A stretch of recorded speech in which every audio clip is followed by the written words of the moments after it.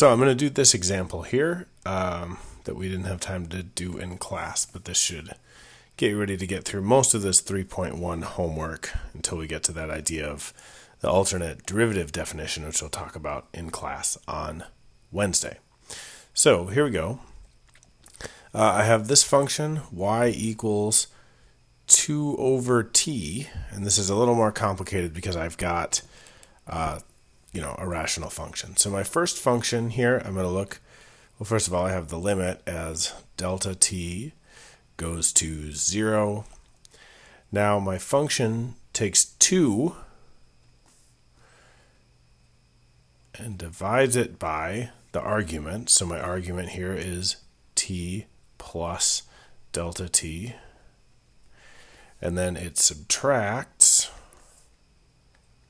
just that function evaluated at t, so 2 over t. Now that whole thing is divided by delta t. And this is the kind of thing that can stress people out a little bit. The way that I like to do this is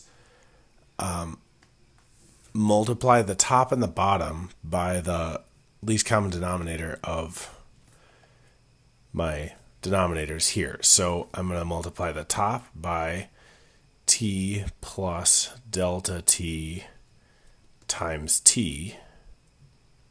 And then if I do that, I also have to multiply the bottom by t plus delta t times t.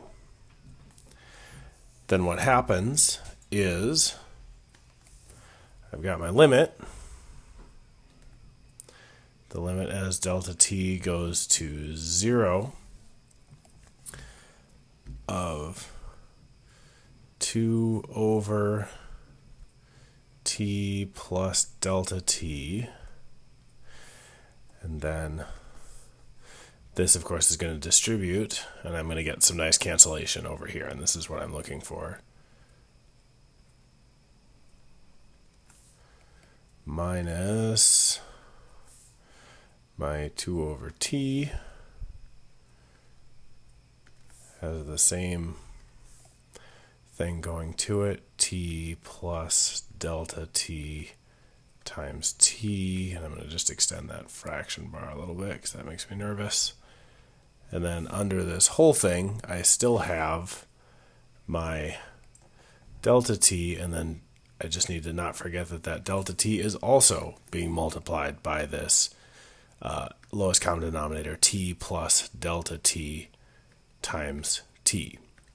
And I'm not going to really worry about what's going on down there right now. Right now I'm excited about being able to do this cancellation, and this rational function inside of rational function simplifies to this, which is a lot easier to deal with. And then, as you might expect from having seen a few of these derivative problems at this point, we get some really nice cancellation. So that 2 will distribute to t, and then make sure you distribute that subtraction as well to delta t, and that is all over delta t times t plus delta t times t. And now 2t minus 2t is easy, and I end up with this, the limit as delta t goes to 0 of negative 2 delta t over delta t times t plus delta t times t. And I can get rid of that, because I have only multiplication in my denominator.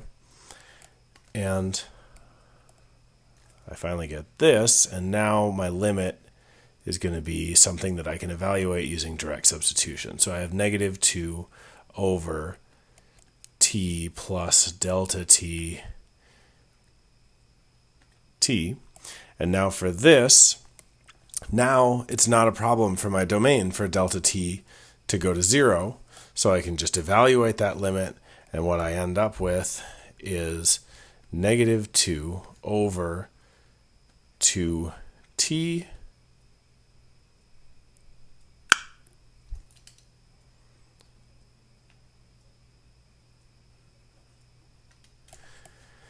And what I end up with is negative 2 over t plus 0 is just t times t is t squared.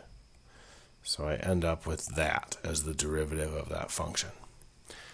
Okay, and we'll go through the rest of this stuff in class, and let me know if you have any questions about this.